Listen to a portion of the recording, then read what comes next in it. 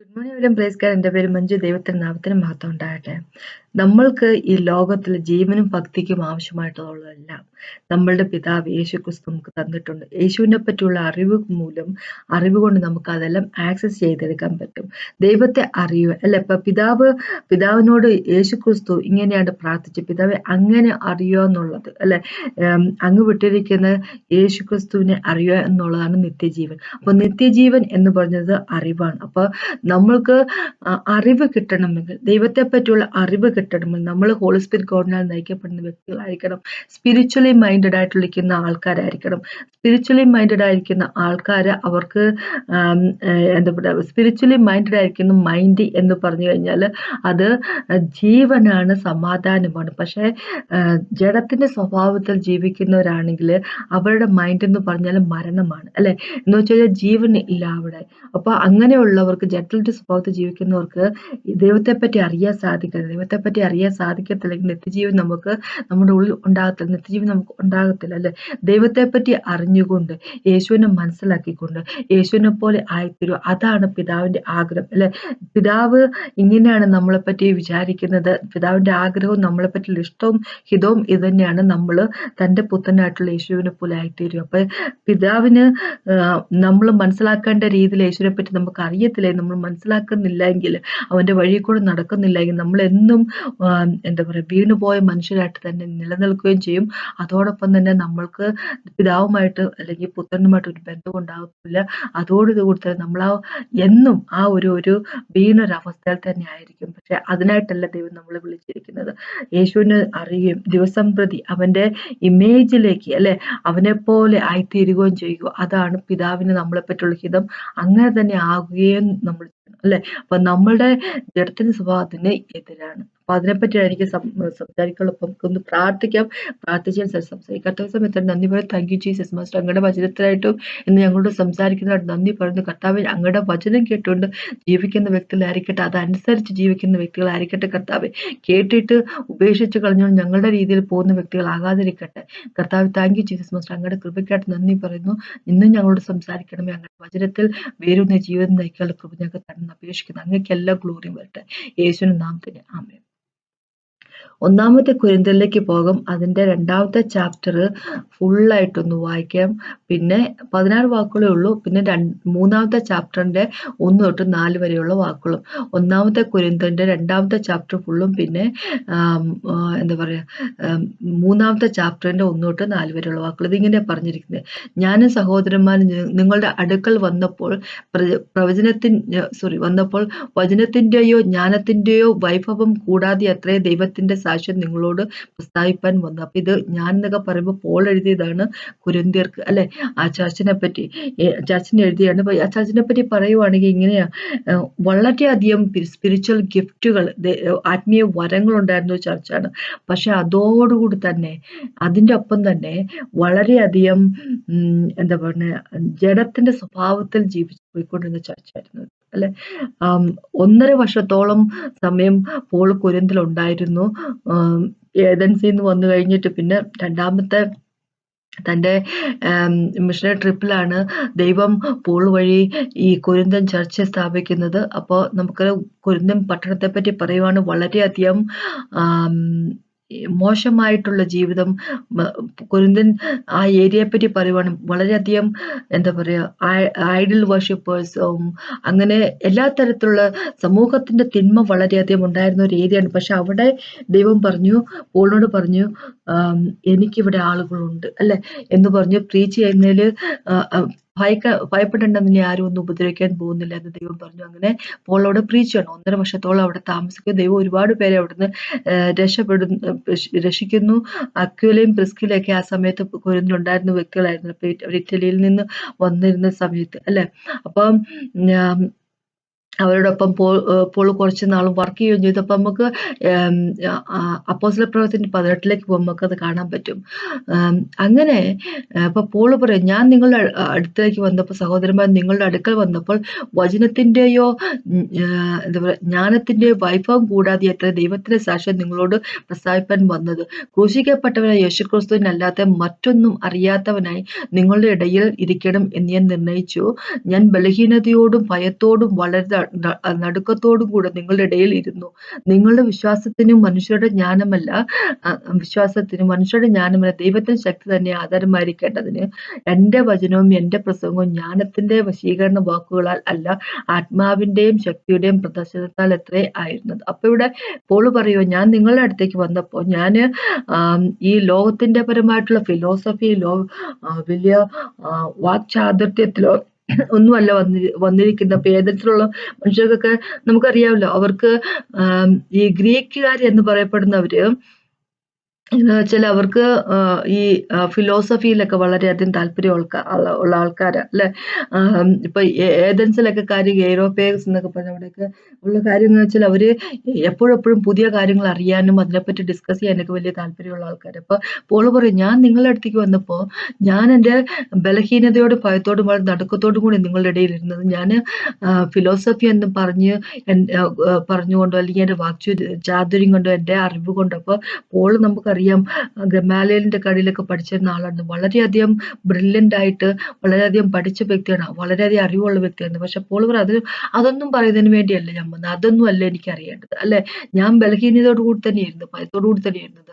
എനിക്ക് എത്ര കഴിവുണ്ടെന്ന് പറഞ്ഞു കേൾപ്പിക്കുക, അതൊന്നുമല്ല കാര്യം. പക്ഷെ ഞാൻ നിങ്ങളോട് സംസാരിച്ചത് എങ്ങനെ പറഞ്ഞേ, ആത്മാവിന്റെയും ശക്തിയുടെയും പ്രദർശനത്താൽ എത്ര എന്ന് വെച്ച് കഴിഞ്ഞാല് ദൈവത്തില് ആയിരിക്കണം നിങ്ങളുടെ വിശ്വാസം അല്ലെ. നിങ്ങളുടെ വിശ്വാസം വേരൂന്നിരിക്കുന്നത് ദൈവത്തിലായിരിക്കണം. അല്ലാതെ ഞാൻ കുറെ സംസാരിക്കുക, എനിക്ക് വല്ല മിടുക്കൊണ്ടൊന്ന് കാണിച്ചുകൊണ്ട് എന്നിലായിരിക്കരുത്, എന്റെ സംസാരത്തിലൊന്നും ആയിരിക്കണം, ദൈവത്തിലായിരിക്കണം എന്ന് പറയും. എന്നാൽ ആറാമത്തെ വാക്കോട്ട് പറയും എന്ന് വെച്ച് കഴിഞ്ഞാല് ആത്മാവിന്റെ ശക്തിയുടെയും പ്രദർശനത്തിലാണെന്ന് പറഞ്ഞിരിക്കുന്ന കാര്യത്തിൽ ഒരു കാര്യം അവിടെ പറയാറുണ്ട്. എന്താന്ന് വെച്ച് കഴിഞ്ഞാല് നമ്മളിപ്പോഴും മനസ്സിലാക്കുക, ദൈവം ഒരുപാട് ഗിഫ്റ്റുകൾ, വരങ്ങൾ, ആത്മീയ വരങ്ങൾ കൊടുത്തിരുന്ന ചർച്ചാണ് ഈ ചർച്ച. ഈ ചർച്ചിലേക്ക് നോക്കിക്കഴിഞ്ഞാൽ കൊരിന്ത്യൻ ചർച്ചിനെ പറ്റി നമ്മളൊന്ന് ഈ ബുക്ക് ഒന്ന് വായിച്ചു കഴിയുമ്പോൾ നമുക്ക് കാണാൻ പറ്റും. ബേബി ക്രിസ്ത്യൻസ് ആയിരുന്നു, കാർണലായിട്ടുള്ള ജഡത്തിന്റെ പരമായിട്ടുള്ള ക്രിസ്ത്യൻസ് ആയിരുന്നു. അങ്ങനെ ജീവിക്കുന്ന ദൈവമക്കളായിരുന്നു, വളർന്നിട്ടുണ്ടായിരുന്നില്ല ഒട്ടും തന്നെ. അങ്ങനെ പറയുന്നതിന്റെ കാര്യം എന്താന്ന് വെച്ച് കഴിഞ്ഞാല് ലോകപരമായിട്ടുള്ള സകല കാര്യങ്ങളും ഇവര് ചെയ്തു കൂട്ടിക്കൊണ്ടിരുന്ന ആൾക്കാരാണ്. അപ്പൊ ബേബി ക്രിസ്ത്യൻസ് അല്ലെങ്കിൽ മച്യൂർ ആകാത്ത ക്രിസ്ത്യൻസിനാണ് ദൈവം ഈ സ്പിരിച്വൽ ഗിഫ്റ്റുകൾ കൊടുക്കുന്നത്. ഞാനെന്ത് ഉദ്ദേശിച്ചെന്ന് വെച്ച് കഴിഞ്ഞാല് പറയാൻ ഉദ്ദേശിച്ചെന്ന് വെച്ചാല് അത് സ്പിരിച്വൽ ഗിഫ്റ്റുകൾ വരുന്ന ഇപ്പൊ ദൈവം നമുക്ക് ഗിഫ്റ്റുകൾ നമുക്കെല്ലാവർക്കും കൃപാവരങ്ങൾ ഒരുപാട് തന്നിട്ടുണ്ട്. പക്ഷെ അത് കൊടുക്കുന്നത് ദൈവത്തിൽ വളർന്ന വ്യക്തികൾക്കല്ല. വളർന്ന വ്യക്തികൾക്ക് പിന്നെ എന്താ ഉള്ളു, ദൈവത്തിന്റെ ആ ഫുൾനെസ് ഉള്ള, ദൈവത്തിന്റെ ആ ഒരു സ്പിരിറ്റിന്റെ ആ ഒരു കവിഞ്ഞൊഴുകുന്ന ഒരു സ്പിരിറ്റിന്റെ പവർ അല്ലെ, ഹോളി സ്പിരിറ്റിന്റെ പവർ ഇങ്ങനെ കാണിക്കും. സ്പിരിച്വൽ ഗിഫ്റ്റുകൾ പവർ ഇല്ലെന്നല്ല പറയുന്നത്, സ്പിരിച്വൽ ഗിഫ്റ്റുകൾ ദൈവത്തിന്റെ പവർ അല്ലെന്നല്ല പറയുന്നത്. പക്ഷെ യേശു ക്രിസ്തുവിനെ പറ്റി ഒന്ന് ഓർത്തു നോക്കിയേ, അല്ലെങ്കിൽ പോളിനെയും പീറ്ററിനെ പറ്റിയൊക്കെ ഒന്ന് ഓർത്ത്. പോളിന്റെയും പീറ്ററിന്റെ ഒക്കെ എന്താ പറയാ ഷാഡോ തന്നെ അല്ലെ, നിഴല് മനുഷ്യനെ സുഖപ്പെടുത്തുന്നു. പോളിന്റെ കർച്ചീഫ് മനുഷ്യനെ സുഖപ്പെടുത്തുന്നു. യേശുക്രിസ്തു എന്താ പറയുക, ഏതെങ്കിലും തരത്തിലുള്ള കൃപാവരത്തിൽ ഓപ്പറേറ്റ് ചെയ്തുകൊണ്ടിരുന്ന ആളായിരുന്നു യേശുക്രിസ്തു. നമ്മളെ നോക്കുകയാണെങ്കിൽ നമ്മുടെ ചർച്ചിലൊക്കെ ഇഷ്ടംപോലെ കൃപാവരങ്ങൾ ഇഷ്ടം പോലെ ആൾക്കാർക്കുണ്ട് അല്ലെ. പക്ഷെ യേശുക്രിസ്തു നോക്കുമ്പോൾ യേശുക്രിസ്തു ഏതെങ്കിലും കൃപാവരത്തിലാണ് ഓപ്പറേറ്റ് ചെയ്തുകൊണ്ടിരുന്നത്.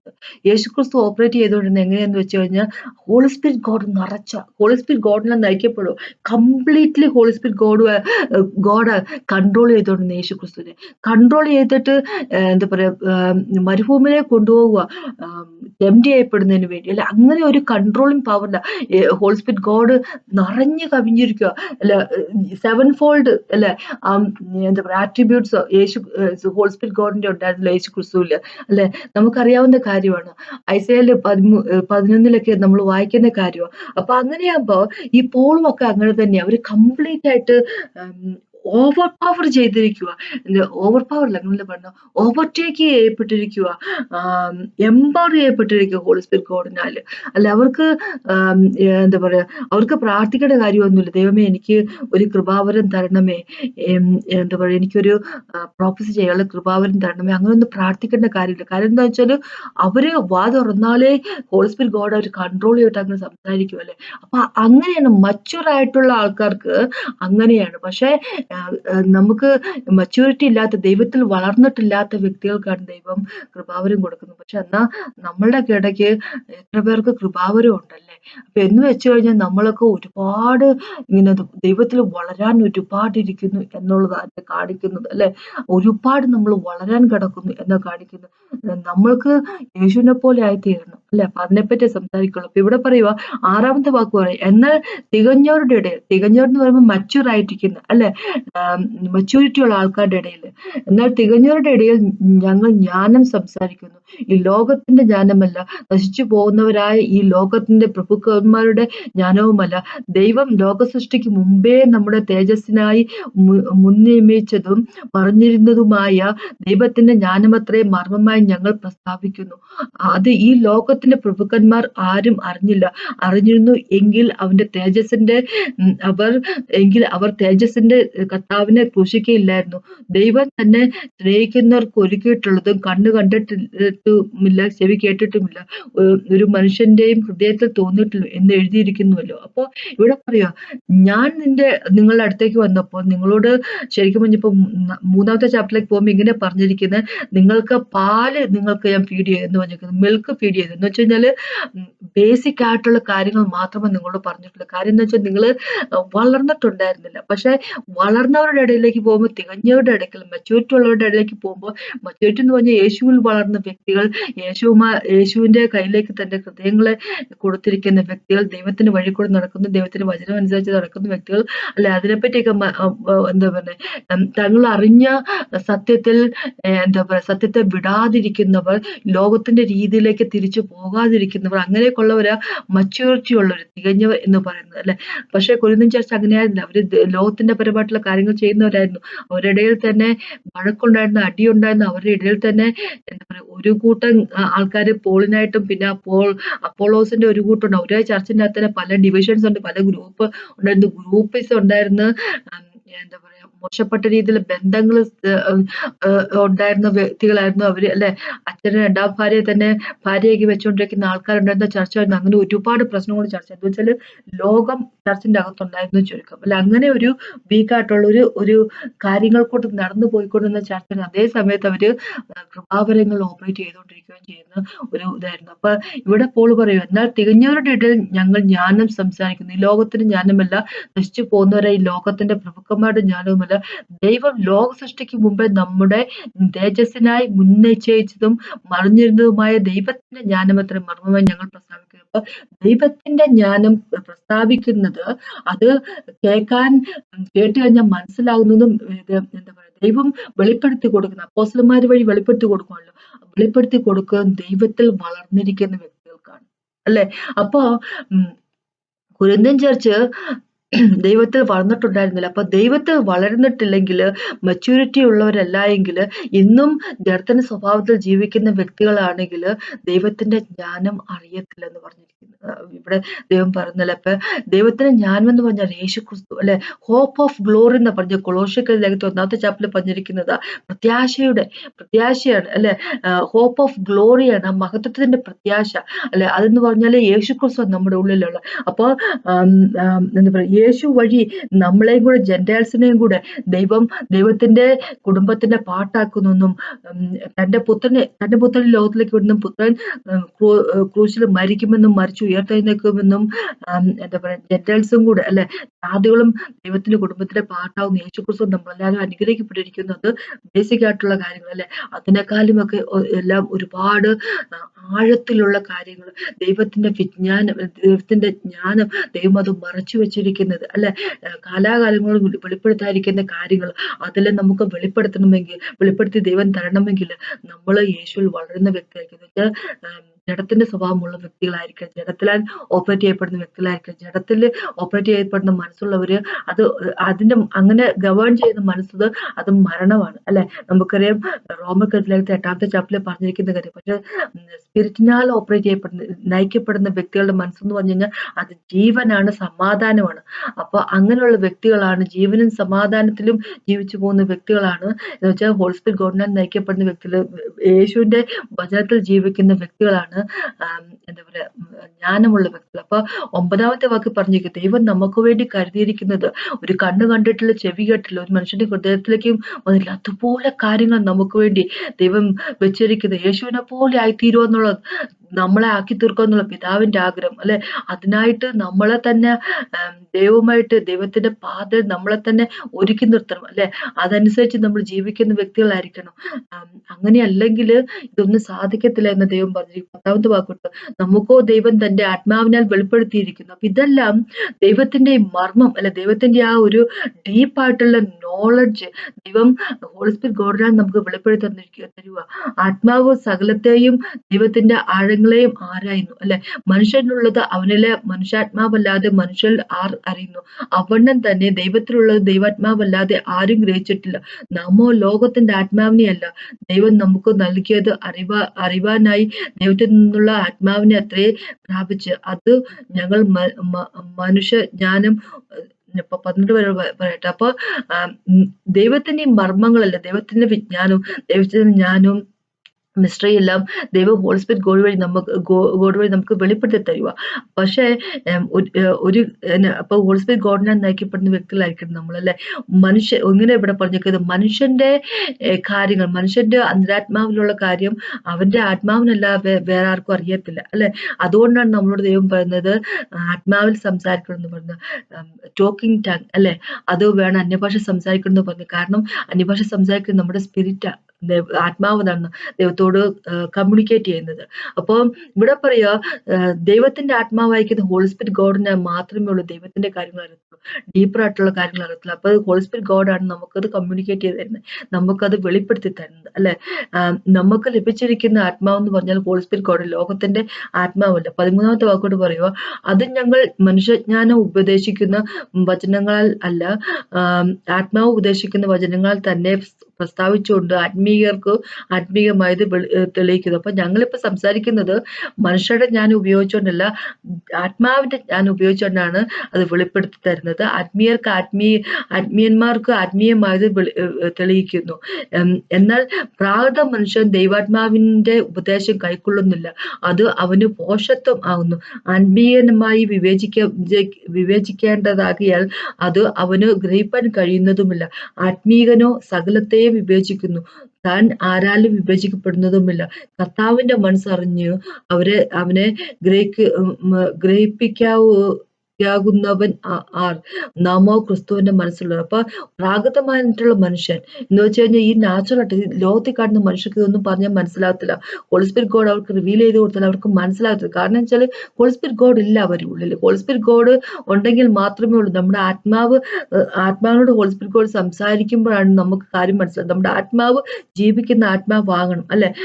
പ്രാകൃത മനുഷ്യൻ ദൈവാത്മാവിന്റെ ഉപദേശം കൈക്കൊള്ളുന്നില്ല, അത് അവന് പോഷത്വമായിട്ട് തോന്നുന്നു. ആത്മീയമായി വിവേചിക്കേണ്ടതാകിയാൽ അത് അവന് ഗ്രഹിപ്പാൻ കഴിയില്ല. ആത്മീയമായിട്ട് വിവേചിക്കണം, ആത്മാവ് വിവേചിച്ചറിയേണ്ട കാര്യമാണ് അല്ലെ.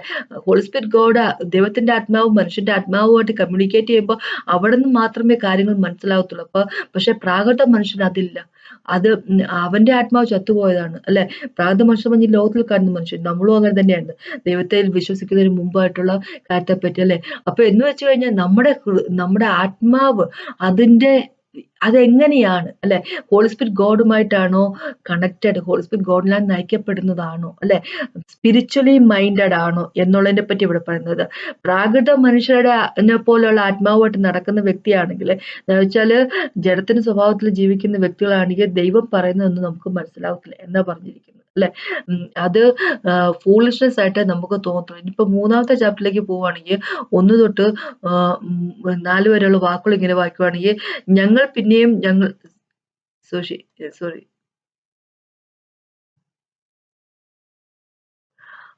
3ാമത്തെ ചാപ്റ്ററിൽ ഇങ്ങനെ പറഞ്ഞിരിക്കുന്നത്, എന്നാൽ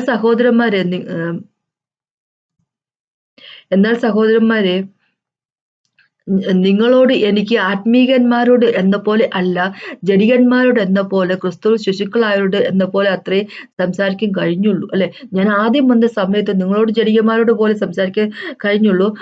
നിങ്ങൾ ആ സമയത്ത് വിശ്വാസത്തിലേക്ക് വരുന്നുണ്ടായിരുന്നുള്ളൂ. അപ്പൊ 1.5 വർഷത്തിൽ സംസാരിക്കുമ്പോഴും ജഡികന്മാരോട് സംസാരിക്കുന്നതേ പറ്റുന്നുള്ളൂ. കാരണം എന്താന്ന് വെച്ചാൽ വളർന്നു വരുന്നതേ ഉള്ളൂ അല്ലെ. വളർന്നു വരുന്ന സമയമാണ്. അപ്പൊ വലിയ മച്ചുവർ ആയിട്ടുള്ള കാര്യങ്ങൾ, വലിയ ഡീപ്പായിട്ടുള്ള കാര്യങ്ങളൊന്നും സംസാരിക്കാൻ സാധിക്കത്തില്ല. പാല് കുടിക്കുന്ന സമയമാണ്. പാല് കുടിച്ച് തന്നെ ജീവിക്കുന്നത്. ഇനി രണ്ടാമത്തെ വാക്ക്, ഭക്ഷണമല്ല പാലത്രേ ഞാൻ നിങ്ങൾക്ക് തന്നത്, ഭക്ഷിപ്പാൻ നിങ്ങൾക്ക് കഴിവില്ലായിരുന്നു, ഇപ്പോഴോ കഴിവായിട്ടില്ല, ഇന്നും നിങ്ങൾ ജഡികന്മാരത്രേ. അപ്പൊ ഈ ലെറ്റർ പോൾ എഴുതുമ്പോ ഇനി 3-4 വാക്കുകൾ പറഞ്ഞുകൂടെ വായിച്ചിട്ട് പറയാം. നിങ്ങളുടെ ഇടയിൽ ഈശവും പിണക്കവും ഇരിക്കാൻ നിങ്ങൾ ജഡികന്മാരും ശേഷം മനുഷ്യരെ പോലെ നടക്കുന്നവരുമല്ലേ. ഒരുത്തൻ ഞാൻ പൗലോസിന്റെ പക്ഷക്കാരൻ എന്നും മറ്റൊരുത്തൻ ഞാൻ അപ്പോളോസിന്റെ പക്ഷക്കാരൻ എന്നും പറയുമ്പോൾ നിങ്ങൾ സാധാരണ മനുഷ്യരല്ലേ. അപ്പൊ ഇവര് ഇത് ഒരു കാര്യം പറയട്ടെ, പോള് ഈ ലെറ്റർ എഴുതുമ്പോ ഇത് ആദ്യത്തെ ലെറ്റർ അല്ല, രണ്ടാമത്തെ ലെറ്റർ ആണ് ശരിക്കും പറഞ്ഞാല്. അപ്പൊ എന്താ പറയുന്നെ, അങ്ങനെ പറഞ്ഞതിന്റെ കാര്യം ഇപ്പൊ 7ാമത്തെ ചാപ്റ്ററിലേക്ക് പോകുമ്പോൾ നമുക്കറിയാം, ഇവര് നേരത്തെ എഴുതിയ ഒരു ലെറ്ററിന്റെ മറുപടിയായിട്ട് പോൾ അതിന് മറുപടി കൊടുക്കുന്നൊക്കെ ഉണ്ട്. അപ്പൊ ഈ ലെറ്റർ ഒക്കെ വരുന്ന സമയം കൊണ്ട് ഓൾമോസ്റ്റ് ഒരു 5 വർഷക്കാലം അല്ല 4 തൊട്ട് 5 വർഷക്കാലം കഴിഞ്ഞു പോയിരുന്നു. അപ്പൊ ഇവിടെ പോള് പറയുക, ഞാൻ അവിടെ ഉണ്ടായിരുന്ന സമയത്ത് നിങ്ങൾ മച്ചുവർ ആയിരുന്നില്ല, നിങ്ങള് പയ്യെ വളർന്നു വരുന്നുണ്ടായിരുന്നുള്ളൂ. അപ്പൊ അതുകൊണ്ട് നിങ്ങൾ പാല് കുടിക്കുന്നവരായിരുന്നു, നിങ്ങൾ ശിശുക്കളായിരുന്നു അല്ലെ. അത് വാസ്തവം. പക്ഷെ ഇപ്പോഴും ഈ 4-5 വർഷം കഴിഞ്ഞിട്ട് ശേഷവും ഇത്രയും പ്രീച്ചിങ് ഒക്കെ കഴിഞ്ഞതിന് ശേഷം ഇപ്പൊ അപ്പോളോസും എല്ലാം പോയി പ്രീച്ച് ചെയ്തിട്ടും പക്ഷെ എന്നിട്ടും ഇവര് വളരുന്നില്ല. ഇവര് പിന്നെയും ശിശുക്കളായിട്ട് തന്നെ നിൽക്കും. ഇവര് പിന്നെയും ജഡികന്മാരായിട്ട് തന്നെ നിൽക്കുകയാണ് അല്ലെ. എന്ന് വെച്ച് കഴിഞ്ഞാൽ ഇവരുടെ ഇടയിൽ പ്രശ്നങ്ങളുണ്ട്, ഗ്രൂപ്പിസം ഉണ്ട്, അങ്ങനെ പലതരത്തിലുള്ള കാര്യങ്ങളുണ്ട്. ഇപ്പൊ പോൾ ഇവിടെ പറയാൻ ഉദ്ദേശിക്കുന്നത് എന്താന്ന് വെച്ച് കഴിഞ്ഞാല്, ജഡികത്വം ഉള്ളപ്പോ, ജഡികന്മാരായിട്ട് ജീവിക്കുമ്പോ ദൈവത്തിൽ വളരാൻ സാധിക്കത്തില്ല. അതാ പറയുന്നത് അല്ലെ. നേരത്തെ പറഞ്ഞു എന്താ പറയുക, 2ാമത്തെ ചാപ്റ്ററിന്റെ 6ാമത്തെ വാക്കോട്ട് താഴേക്ക് വായിച്ചപ്പോ നമ്മൾ കണ്ടതാ, ദൈവത്തിന്റെ ആ മിസ്റ്ററി, ദൈവത്തിന്റെ മർമ്മം ഒന്നും പറഞ്ഞു കൊടുക്കാൻ സാധിക്കത്തില്ല ജഡികന്മാരായിട്ടുള്ള ക്രിസ്ത്യൻസിനെ വെച്ചിട്ട് അല്ലെ. അങ്ങനെ വളരാത്തവരാണെങ്കിൽ, പക്ഷെ അത് വളർന്നവർക്കാണത് പറ്റത്തില്ല. അപ്പൊ യേശുക്രിസ്തു തന്നെ പറഞ്ഞിട്ടുണ്ട്, നമുക്ക് അറിവ് കൂടുതലുള്ള, യേശുവിനെ പറ്റി കൂടുതൽ അറിവുള്ളപ്പോ അല്ലെങ്കിൽ പഠിച്ച് നമ്മളിങ്ങനെ വരുമ്പോ, വളർന്നു വരുന്നതോറും ദൈവം കൂടുതൽ കൊടുത്തുകൊണ്ടേയിരിക്കും അല്ലെ. ഇവരെ സംബന്ധിച്ചിടത്തോളം ഇവരെ പ്രശ്നം എന്ന് വെച്ചാല് ദൈവത്തിൽ വളരുന്നില്ല. ഇവർ ആ ജഡികന്മാരായിട്ട് തന്നെ നിൽക്കും. അപ്പൊ ജഡത്തിലാണ് നമ്മൾ ഇപ്പോഴും ഉള്ളതെങ്കിൽ എന്ത് പറ്റുമെന്ന് വെച്ചാൽ നമുക്ക് ദൈവത്തിൽ വളരാൻ സാധിക്കത്തില്ല. നമ്മൾ പിന്നെ ആ ശിശുക്കളായിട്ട്, ദൈവത്തിലുള്ള ശിശുക്കളായിട്ട് തന്നെ ഇരിക്കും അല്ലെ. അങ്ങനെ ഇരിക്കുമ്പോൾ ഉള്ള പ്രശ്നം എന്താന്ന് വെച്ച് കഴിഞ്ഞാല്, നമ്മള് ഏത് കാറ്റിലും കോളിലും നമ്മള് ആടി ഉലയുന്നവരായിരിക്കും. പിശാച് എന്തെങ്കിലുമൊക്കെ പ്രവർത്തി കൊണ്ട് വന്നു കഴിഞ്ഞാൽ നമ്മൾ അതിലൊക്കെ ഉലഞ്ഞു പോകും. വിശ്വാസം നമുക്ക് നഷ്ടപ്പെട്ടു പോകും. പാപത്തിലേക്ക് നമ്മൾ വീണു പോകും അല്ലെ. പാപം കണ്ടമാനം ചെയ്തിട്ട് പിന്നെ നമ്മുടെ ആത്മാവ് ചത്തുപോകുന്ന ഒരവസ്ഥയിലേക്ക്, ഇരുട്ടിലേക്കായി പോകുന്ന ഒരു അവസ്ഥയായി പോകും. അപ്പൊ യേശുക്രിസ്തുവിൽ വളരാൻ സാധിക്കത്തില്ല. അപ്പൊ യേശുവിൽ വളരണമെങ്കിൽ, യേശു എന്ന മർമ്മത്തിന്റെ ഡീപ്പായിട്ടുള്ള കാര്യങ്ങൾ നമുക്ക് മനസ്സിലാകണമെങ്കിൽ, ദൈവത്തിൽ വളരണമെന്ന്, യേശുവിനെ പോലെ ആയിത്തീരണം എന്നുള്ള പിതാവിന്റെ ആഗ്രഹമെങ്കിൽ നമ്മൾ ജഡികന്മാരായിരുന്നിട്ട് ഒരു കാര്യവുമില്ല അല്ല. അറിയത്തില്ലെങ്കിൽ, അറിവില്ലാതെ ദൈവത്തിന്റെ മക്കൾ നശിച്ചു പോകുന്ന ദൈവം പറഞ്ഞിരിക്കുന്നത് അല്ലെ. ഹോശേയക്ക് 4ാമത്തെ ചാപ്റ്ററിലേക്ക് അങ്ങനെയാ പറഞ്ഞിരിക്കുന്നത്. അപ്പൊ അങ്ങനെയാകുമ്പോ അറിവില്ലാത്തവരായിട്ട് നശിച്ചു പോകുന്ന വ്യക്തികളായി പോകും നമ്മൾ. പല ദൈവം പറഞ്ഞ ജഡികന്മാരാകാതിരിക്കുക, ജഡികന്മാരുടെ ജഡത്തിന്റെ സ്വഭാവത്തിൽ ജീവിക്കുന്ന വ്യക്തികളാകാതിരിക്കുക, ജഡത്തെ കൊന്നുകൊണ്ട് മുമ്പോട്ട് ജീവിക്കുന്ന വ്യക്തികളായിരിക്കും ദൈവം പറഞ്ഞിരിക്കുന്നതിന്റെ കാര്യം അതാ. ആ ജഡത്തിലായിരുന്ന നമ്മൾ വളരത്തില്ല, നമ്മൾ സ്റ്റക്കായി പോകും അല്ലെ. നമുക്കറിയാം ഇതിപ്പോ അവസാനത്തെ കാലഘട്ടമാണ്. അപ്പൊ ദൈവം ഇങ്ങനെ പറഞ്ഞിട്ടുണ്ട്, മത്തായിന്റെ 24 പറഞ്ഞിട്ടുണ്ട്, നോവേന്റെ സമയം പോലെ ആയിരിക്കും എന്ന് പറഞ്ഞിരിക്കും. എന്ന് വെച്ച് കഴിഞ്ഞാല് നെഫലീംസ് അല്ലെ, ജയൻസുകൾ ഉണ്ടാവുന്ന സമയമാണ് ഇപ്പൊ അല്ലെ. അവസാന കാലഘട്ടത്തിൽ എന്ന് വെച്ചാൽ പിശാചിന്റെ വർക്ക് അത്രയധികമായിരിക്കും. അപ്പൊ ജയൻസ് ഒക്കെ എങ്ങനെയാണെന്നുള്ള കാര്യം അറിയാലോ. നമുക്കറിയാം, ജെനസിസിലേക്ക് പോകുമ്പോൾ, ഉൽപ്പത്തിയിലേക്ക് പോകുമ്പോൾ നമുക്കറിയാം, നമ്മൾ വായിക്കുന്ന കാര്യ എന്താ പറയുക, സൺസ് ഓഫ് ഗോഡ് അല്ലെ. ഈ ഫോളൻ ആയിട്ടുള്ള മാലാഖമാര്, വീണുപോയിരിക്കുന്ന മാലാഖമാര് മനുഷ്യ മനുഷ്യരുടെ പെൺമക്കൾ ബ്യൂട്ടിഫുൾ ആണെന്ന് കണ്ടുകൊണ്ട് അവരെ ഭാര്യമായിട്ട് എടുത്തുകൊണ്ട് ജനിപ്പിച്ച മക്കളാണ് ജയന്റുകൾ അല്ലെ, എന്താ പറയാ, നെഫലീംസ് എന്നൊക്കെ പറയുന്നവര് അല്ലെ, ആ ഭീമാകാരന്മാരായിരുന്ന ഗൊലയാത്തിനെ പോലെ ഉണ്ടായിരുന്ന വ്യക്തികളൊക്കെ, ഗോലിയാത്തിനെ പോലെ ഉണ്ടായിരുന്ന വ്യക്തികളൊക്കെ. അപ്പൊ അവിടെ ആ സമയത്ത് നോവന്റെ സമയത്തൊക്കെ കണ്ടമാനം ആൾക്കാരുണ്ടായിരുന്നു. അതുപോലത്തെ ഓഗ് കിങ് ഓഫ് ബഷാൻ എന്നൊക്കെ പറഞ്ഞവരൊക്കെ അല്ലെ. അങ്ങനെ ഒരുപാട് പേരുണ്ട്. അനാക്കീംസ്, ഹെബ്രോൺ എന്നുള്ള ആ മലനിര മൊത്തം അനാക്കീംസ് ആയിരുന്നല്ലോ. അത് കേലബ് അത് പിടിച്ചെടുക്കും എന്നുള്ള ധൈര്യത്തിൽ അല്ലെ. ഒദനിയേൽ അത് പിടിച്ചെടുക്കുന്നു. അങ്ങനെയുള്ള കാര്യങ്ങളൊക്കെ നമ്മൾ വായിക്കുന്നതാണ് അത് ഓൾഡ് ടെസ്റ്റ്മെന്റിലേക്ക് വരുമ്പോ. അപ്പോ ഇവിടെ ദൈവം പറയുക നോവന്റെ സമയത്ത് പോലെയായിരിക്കും ഈ അവസാനത്തെ കാലഘട്ടം എന്ന് വെച്ച് കഴിഞ്ഞാല്.